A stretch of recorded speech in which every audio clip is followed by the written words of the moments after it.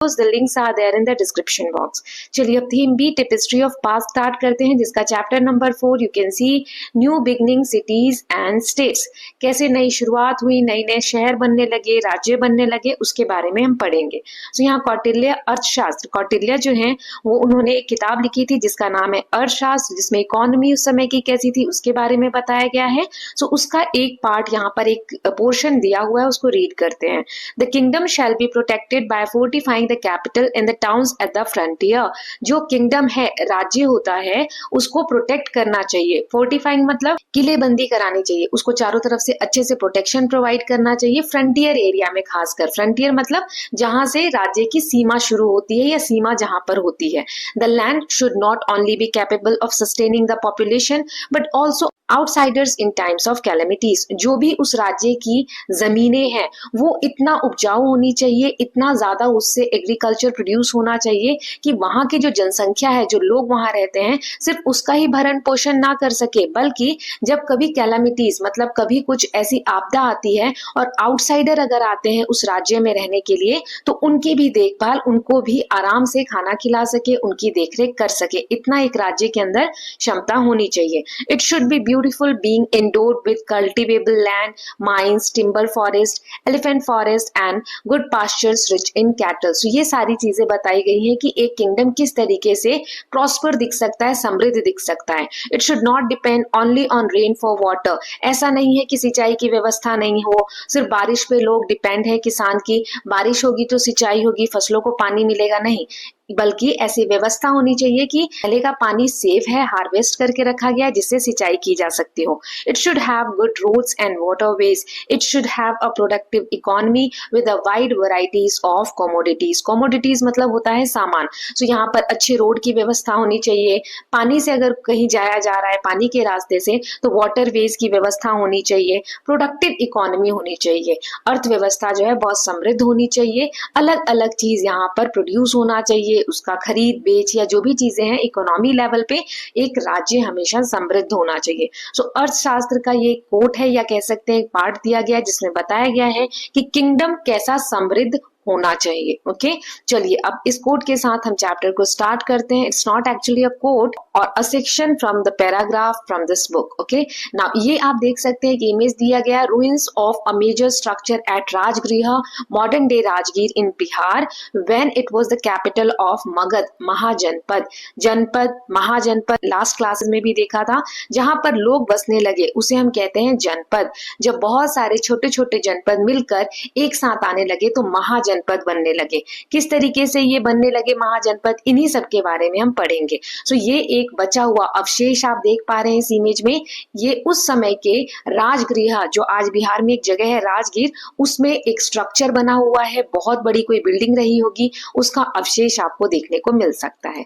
Now कौन कौन से बिग क्वेश्चंस इस चैप्टर में हम जानेंगे। बहुत से बच्चे कहते हैं मैम बिग क्वेश्चंस के आंसर दीजिए, इनके आंसर नहीं करने हैं, यही क्वेश्चंस तो हम इस चैप्टर में एक्सप्लोर करेंगे, इन क्वेश्चंस के थ्रू पूरे चैप्टर को समझेंगे। So what is meant by second urbanization of India, why were Janapadas and Mahajanapadas are important development in India early history, what kind of system of governance did they evolve. So किस तरीके से second urbanisation हुआ, पहले हमने पढ़ा था शहरीकरण हुआ, शहर बनने लगे, लेकिन सेकंड अर्बनाइजेशन क्या है, जनपद महाजनपद के डेवलपमेंट्स कैसे हुए, उसका क्या इंपॉर्टेंस है, इंडिया के शुरुआती जो हिस्ट्री हम पढ़ेंगे उसमें, और गवर्नेंस का सिस्टम कैसे था उस समय, राजतंत्र या जो सरकार है उस समय जो राजा हुआ करते थे, किस तरीके से राज्य को संभाला करते थे, इन सब के बारे में पढ़ेंगे। ओके, यही 3 क्वेश्चंस के थ्रू पूरा चैप्टर एक्सप्लोर करेंगे। So let us just start. Let us recall that in the early second millennium BCE, that is over a few centuries after 2000 BCE, the Indus, Harappan, Sindhu Saraswati civilization, which we call India's first urbanization, disintegrated। हमने पढ़ा था last chapter में या last class में कि किस तरीके से सिंधु घाटी सभ्यता, या जिसे हम सिंधु सरस्वती सिविलाइजेशन भी हमने पढ़ा था, कैसे क्या क्या चीजें हुई जिसकी वजह से डिसइंटीग्रेट हो गया, मतलब बिखर गया। वैसे एक समृद्ध था बट कुछ चीजें हुई जिसकी वजह से वो बिखर गया, जो अभी भी रीजंस पूरी अच्छी तरीके से क्लियर नहीं है कि क्या क्या चीजें हुई होंगी, बट एनी हाउ जो ये सिविलाइजेशन था डिसइंटीग्रेट हुआ, टूट गया या बिखर गया। Some of its cities were abandoned, in other some people continued living there but reverting to a rural और विलेज लाइफ। ये सिटी हुआ करती थी सिंधु सरस्वती सिविलाइजेशन, लेकिन बाद में देखा गया कि घर अबंडन मतलब छोड़ दिए गए हैं, लोग वहां से चले गए हैं कहीं पर, कुछ लोग वहां रह भी रहे हैं तो रूरल लाइफस्टाइल फॉलो कर रहे हैं, विलेजेस मतलब गांव में रह रहे हैं, शहर जैसा कुछ वहां पर देखने को बाद के समय में नहीं मिला। They had to since all the components of Harappan urban order has disappeared, elaborate structures both private and public, crowded streets and busy markets, different communities with specialized occupations like metalsmiths, potter, builders, weavers, craft persons and so on, a writing system, a sanitation system, the presence of an administration, and behind it all a large state structure with a ruling class at the head।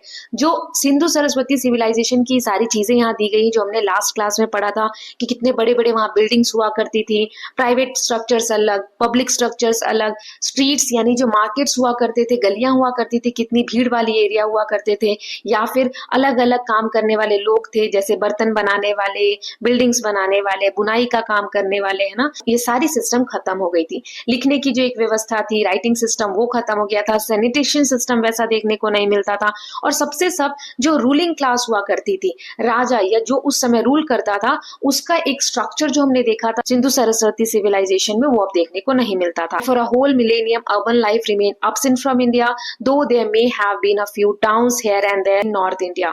So बहुत समय तक उसके बाद हमें urban यानी शहर देखने को नहीं मिले, रूरल एरियाज देखने को मिलते थे जहाँ रूरल यानी गांव जैसे वातावरण में रह रहे हैं। कुछ टाउन्स हमें देखने को मिलते थे नॉर्थ इंडियन पार्ट में, जो इंडिया का नॉर्थ पार्ट है वहां पर। ओके, तो ये हो गया कि सिंधु घाटी सभ्यता के बाद क्या क्या चेंजेस हुए।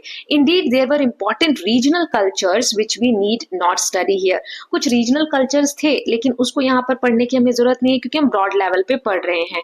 Then in the first millennium BC, फिर 1 BCE जब आया, a vibrant new phase of urbanization begin in Ganga plain, part of Indus और Sindhu basin and neighbouring regions, gradually spreading to other parts of subcontinent. How do we know this? Mainly from 2 sources. फिर एक समय आया first millennium BCE के around, वहां पर फिर से अर्बनाइजेशन मतलब शहरीकरण, शहर बनने शुरू हुए। कहां पर? गंगा प्लेन्स के पास, जो गंगा का मैदान है, इंडस का मैदान है, वहां पर बहुत सारे गांव शहर बसने लगे, यहाँ जो आसपास का एरिया है वहां पर। अब इसके बारे में हमें कैसे पता चलता है? तो 2 सोर्सेज हैं। पहला है archaeological excavations that have confirm the existence of those ancient urban centres and ancient literature describing them, late Vedic, Buddhist and Jain literature are full of references to those new urban centres. तो इन जगहों के बारे में हमें 2 तरीकों से पता चलता है। पहला है आर्कियोलॉजिकल एक्सकवेशन, मतलब जो खुदाई की जाती है, सर्वे किए जाते हैं, उसमें जो चीजें मिली हैं उनसे हमें कंफर्म होता है कि यहाँ पर शहर हुआ करते थे पुराने समय में। और दूसरा जो लिटरेचर है एंशिएंट, जो प्राचीन समय के हमारे पास टेक्स्ट हैं, किताबें हैं, जैसे वैदिक टेक्स्ट हो गए, बुद्धिस्ट टेक्स्ट हो गए, जैन लिटरेचर्स हो गए, ये जो किताबें हैं इनसे हमें पता चलता है, इसमें बहुत से ऐसे रेफरेंसेस दिए गए हैं इन अर्बन सेंटर्स के बारे में। This new phase is often called India second urbanisation.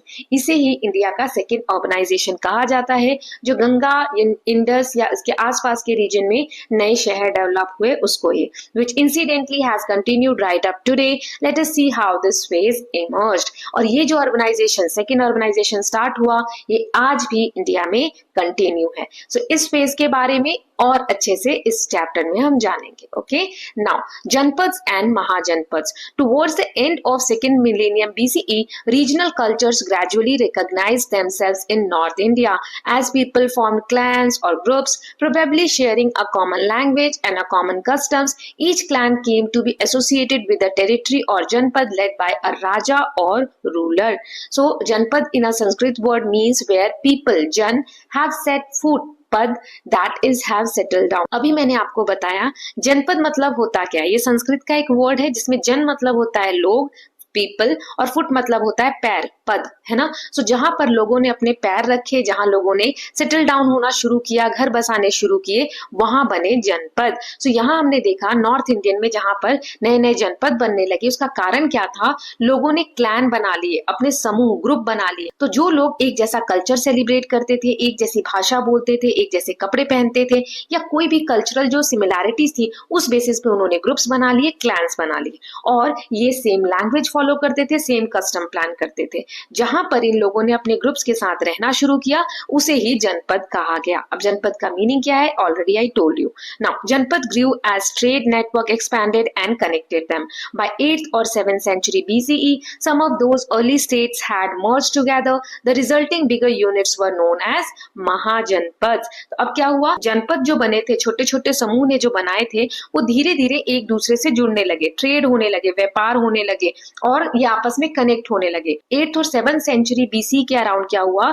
ये जो अर्ली स्टेट्स थे ये मर्ज होने लगे, आपस में मिलने लगे, जिसकी वजह से बड़े जनपद बनने लगे, जिसे हमने नाम दे दिया महाजनपद। Okay, although the texts have different list of them, the more frequent list gives the name of 16 Mahajanpadas, extending from Gandhara in northwest to Anga in east and Asmaka in central India close to Godavari river. See the map. There may have been a few more along the some smaller Janpadas continuing independently. वैसे तो बहुत सारे महाजनपदास के नाम इधर उधर हमें पढ़ने को मिल जाते हैं टेक्स्ट में, लेकिन 16 इंपॉर्टेंट महाजनपद थे जो गंधार, नॉर्थ वेस्ट जो पार्ट है इंडिया का, जिधर अभी अफगानिस्तान वाला एरिया है, वहां से, गंधार एक जगह है उस एरिया में, वहां से लेकर और असमका सेंट्रल इंडिया में और अंग ईस्ट यानी ईस्टर्न पार्ट में अंगा तक फैला हुआ था। यहाँ पर और भी जनपदास हो सकते हैं जो इंडिपेंडेंटली अपना रूल कर रहे थे। हम अभी महाजनपदास जो 16 इंपॉर्टेंट है उनके बारे में जानेंगे। सो यहाँ दिया है, think about it. Notice how many of Mahajanapada are concentrated in Ganga plain. There are several possible reason for this, including the growth of agriculture in fertile Ganga plain, the availability of iron ore in mountain and hill, see below, but iron and the formation of new trade network. अभी हम map में देखेंगे, ये जो भी मैंने महाजनपदास आपको बताए उनका नाम दिया गया है, आगे मैप में मैं बताऊंगी। लेकिन यहाँ पूछा है कि क्या कारण रहा होगा कि गंगा के प्लेन में ही ये सारी महाजनपद डेवलप हुए होंगे। तो सिंपल एक चीज तो यहाँ पर भी दी है कि गंगा के प्लेन बहुत उपजाऊ, एग्रीकल्चर बहुत सक्सेसफुल है, पॉपुलेशन यहाँ बहुत ज्यादा अच्छे से सर्वाइव कर सकती है क्योंकि खाने की, पानी की बहुत अच्छी व्यवस्था है और यहाँ पे मिनरल्स भी बहुत सारे पाए जाते हैं। आयरन ओर, जो लोहे का हम कोई भी टूल बना रहे हैं, वेपन बना रहे हैं, उसके लिए आयरन ओर यहाँ आसानी से मिल जाता है। फिर ट्रेड नेटवर्क्स डेवलप करने के लिए, इकोनॉमिक ग्रोथ के लिए रीजन बहुत अच्छा है, इसीलिए यहाँ पर जो लोग हैं उन्होंने जनपद बनाने, महाजनपद बनाने स्टार्ट किए होंगे। ये मैप का मैं बात कर रही थी। देखो यहाँ पर गंधारा है, समवेयर हेयर, यहाँ से लेकर और इधर आप देख सकते हैं ईस्ट में अंग तक है ना, और यहाँ अवंती है, असमाका है, यहाँ आप देख सकते हैं सेंट्रल इंडिया में। तो बहुत सारे नाम यहाँ पे आपको 16 के 16 इंपॉर्टेंट देखने को मिल जाएंगे, जिसमें मत्स्य है, पंचाला है, कुरु है, मल्ला है, वृज्जी है, वैशाली है, कौसाम्बी है, राइट। सो यहाँ दिया, let's explore. The most powerful of these new states were Magadha, Kosala, Vatsa and Avanti. Looking at the map, can you identify their capitals? Also how many can you match with Indian cities of today? So ये जो चार हैं आप देख सकते हैं, इनके capital के साथ से मगध का कैपिटल है राजगिरी, आज का जो राजगीर है बिहार में। कौशाला का कैपिटल है श्रावस्ती, आज का श्रावस्ती है उत्तर प्रदेश में। वत्सा का कैपिटल है कौशाम्बी, जो कि प्रयागराज उत्तर प्रदेश में है। अवंती का उज्जैनी है, जो उज्जैन मध्य प्रदेश में है। ओके, नाउ इसका नेक्स्ट क्वेश्चन यहाँ पर देखते हैं क्या दिया है। Compare this map with the map of region mention in Mahabharata, that is Bharat in grade 6 and list the name common to both maps. What do you think this implies? अब देखो महाभारत के समय में भी कुछ जगहों के नाम यूज हुए थे जो हमने क्लास 6 में पढ़ा था, जैसे Kuru, Panchala, Matsya, Kosala, Magadha appears in both map. उस मैप में भी था और यहाँ पर भी था। ये बताता है that the regions and kingdoms mention in Mahabharata were real places that continue to be important in later history too. ये जो जगह है इसका मतलब ये है कि जब महाभारत के समय में भी थे और बाद की हिस्ट्री में भी है, मीन्स ये बहुत इंपॉर्टेंट जगह थे जो हिस्ट्री में आगे तक सरवाइव करते चले आए। इवन नाम ही तो चेंज हुए, उज्जैनी हो गया है ना, ये जो जगह है आज भी इंडिया में है ना, तो मतलब ये बहुत इंपॉर्टेंट सेंटर रहे होंगे।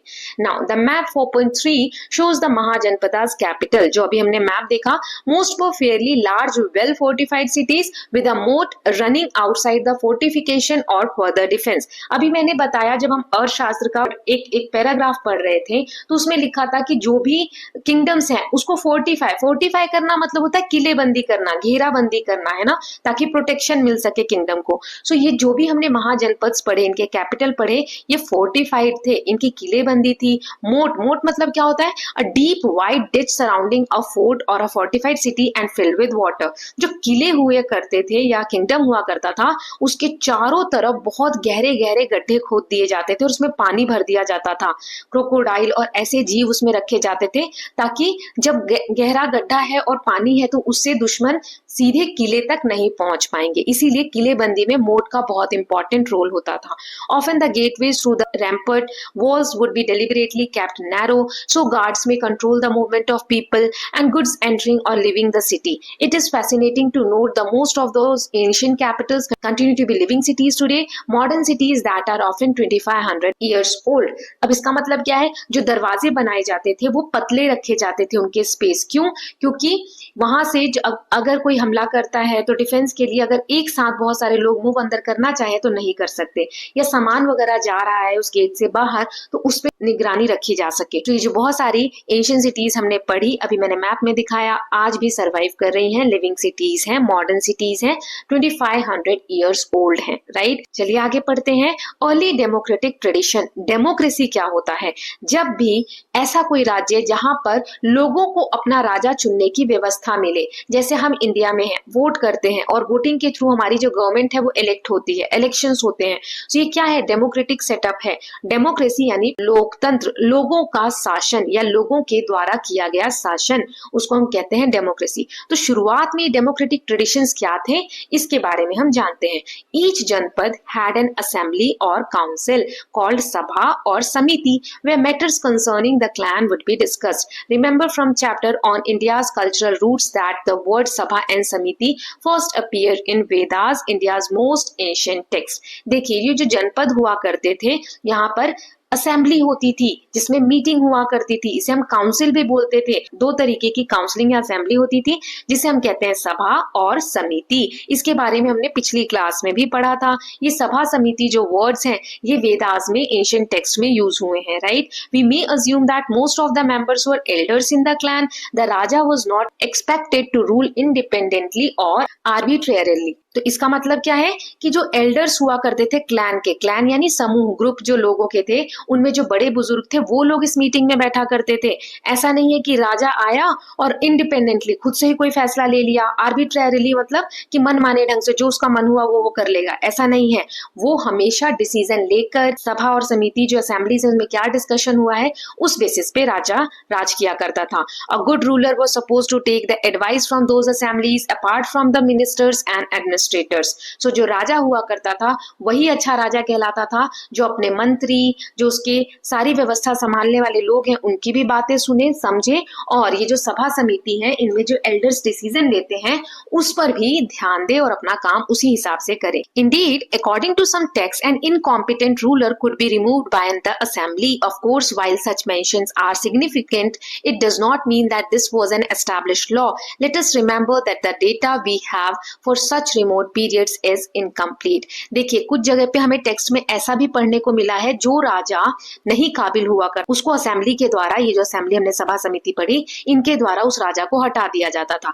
लेकिन ये कोई रूल नहीं था, लॉ नहीं था, ऐसा कहीं कहीं हमें पढ़ने को मिलता है। हमें इस बात को कभी भी जब हम हिस्ट्री पढ़ते हैं तो एक बात हमेशा याद रखनी चाहिए कि बहुत पुराना लिखा हुआ चीज है, कुछ हमें आधा अधूरा मिला है, कहीं मिला है तो कंप्लीट नहीं है, या कुछ इंफॉर्मेशन इतने समय से पास ऑन हुई है, किसने लिखी है क्या है, तो हम एक अंदाजा लगा रहे हैं। बहुत ज्यादा एस्टैब्लिश लॉ के वे में ऐसा नहीं लिखा है, लेकिन हाँ ऐसा कहीं कहीं हमें पढ़ने को मिलता है टेक्स्ट में कि जो राजा इनकॉम्पिटेंट हुआ करते थे, मतलब सक्षम नहीं हुआ करते थे राज्य चलाने के अच्छे से, असेंबलीज जो है सभा समिति रिमूव कर दिया करती थी। Okay, now next is in their political system Mahajanapadas expanded the basic principles of Janapadas. Some were in fact monarchies in the sense that raja was the ultimate authority supported by ministers and an assembly of elders. देखिए ये जो महाजनपदास हुए थे, यहाँ पर जनपदास में जो basic principle follow होते थे वही फॉलो होने लगे। कहीं कहीं मोनार्की थी। मोनार्की मतलब क्या होता है? जैसे डेमोक्रेसी मैंने बताया लोगों का शासन, लोकतंत्र। मोनार्की मतलब जहां राजा का शासन होता है, राजतंत्र होता है। यहाँ राजा ही सुप्रीम अथॉरिटी होता है जो अपनी मिनिस्टर की मदद से, एल्डर्स की जो असेंबली अभी हमने पढ़ी उनकी मदद से अपना शासन चलाता है। His position was hereditary. Hereditary मतलब होता है जैसे मेरी फैमिली में कोई राजा है तो अब उसका बेटा ही राजा बनेगा या उसी के फैमिली से कोई राजा बनेगा। सो हेरिडिटरी मतलब वंश के हिसाब से जब चीजें चलने लगती हैं। सो राजा की जो पोजीशन है वो हेरिडिटरी हुआ करती थी in the sense that raja would usually be the son of the previous one. राजा वही बनेगा जो बेटा होगा पिछले राजा का, ठीक है। The king would collect taxes और revenues, maintain law and order, get impressive fortification built around the capital and maintain an army to defend the territory और wage war with neighbouring ones as the case may be. So राजा इतना जो इसको power थी क्यों दी गई थी, उसका काम क्या था? सो सबसे पहले उसका काम था लोगों से टैक्स कलेक्ट करना। टैक्स से ही रेवेन्यू मिलेगा, रेवेन्यू यानी इनकम, है ना। सो रेवेन्यू कहाँ से आएगा? लोगों से टैक्स कलेक्ट करके। उसी पैसे से वो व्यवस्था बनाएगा कि समाज में जो सोसाइटी है, उसका राज्य है, वहाँ लॉ एंड ऑर्डर मतलब कानून व्यवस्था अच्छे से चल सके, लोग शांति से रह सके। उसका जो कैपिटल है, राजधानी है उसके राज्य की, वहां पर फोर्टिफिकेशन हो सके, किलेबंदी हो सके और अपने टेरिटरी को बचाना, अगर कहीं युद्ध होता है नेबरिंग किंगडम से, सो उस केस में अपने लोगों की रक्षा करना, ठीक है। तो राजा की ये जॉब रिस्पॉन्सिबिलिटीज हुआ करती थी। नाउ मगध, एक जो हमने महाजनपद पढ़ा, located in part of today's Bihar, Koshala in part of today's Uttar Pradesh and Avanti in Madhya Pradesh were among the most powerful such states। ऐसे ही ये तीन सबसे important powerful states हुआ करते थे उस समय के। मगध जो आज बिहार है उसका पार्ट हुआ करता था, फिर अवंती मध्य प्रदेश का और कौशल ये उत्तर प्रदेश का पार्ट हुआ करता था। ये तीनों बहुत ही पावरफुल स्टेट्स थे। Then however at least two mahajanapadas, जिसमें वज्जी, इसे हम वृज्जी भी बोलते हैं, और मल्ला had a different system. The Sabha and Samiti more power and took important decisions through discussions and if necessary through vote। देखिए अभी जो हमने पढ़े ये तीन, कौशल, मगध, अवंती, यहाँ पर मोनार्की थी। मोनार्की यानी राजा का शासन चलता था। लेकिन दो महाजनपद ऐसे थे जैसे वज्जी और मल्ला, यहाँ पर अलग ही सिस्टम था। यहाँ सभा और समिति जो हमने असेंबली पढ़ी वो ज्यादा पावरफुल थी, डिसीजन इनके द्वारा लिए जाते थे और अगर जरूरत पड़ती थी तो वोट भी किए जाते थे, वोटिंग प्रोसेस भी हुआ करता था। Surprisingly, this included the election of the Raja. This means that those Mahajanpadas which were called Ganas or Sanghas were not monarchies. Their functioning might be called democratic since members of the assembly were the ones to select the rulers and take major decisions। अब यहाँ पर जो हम गण कह रहे हैं, संघ कह रहे हैं कुछ महाजनपदास को, ये मोनार्की नहीं है। यहाँ राजा के लिए इलेक्शन हुआ करते थे और इन असेंबलीज के द्वारा ही राजा चुना जाता था जो कि मेजर डिसीजन मेकर्स होते थे। In fact scholars have often called them early republics. यही जो गण और संघ है, इन्हीं को ये जो स्कॉलर्स हैं, विद्वान हैं जो हिस्ट्री लिखते हैं, उन्होंने अर्ली रिपब्लिक्स का नाम दिया है। जिसे रिपब्लिक मतलब क्या होता है? गणतंत्र। इंडिया एक रिपब्लिक कंट्री है। रिपब्लिक मतलब अगर सिंपल भाषा में बोलूं, गणतंत्र भी समझ में नहीं आ रहा होगा। गणतंत्र मतलब कि जो हमारा इंडिया है उसके ऊपर सिर्फ इंडिया की सरकार का नियम कानून चलेगा, बाहर की किसी भी ताकत, किसी भी कंट्री का कोई से नहीं रहेगा। ओके, सो ये होता है रिपब्लिक। तो इन जो वज्जी है, मल्ला है, इनको अर्ली रिपब्लिक्स कहा जाता है स्कॉलर्स के द्वारा, as they are indeed one of the earliest such system in world. पूरी दुनिया में पहले ही ऐसे कुछ एग्जाम्पल्स हैं इसलिए। ओके।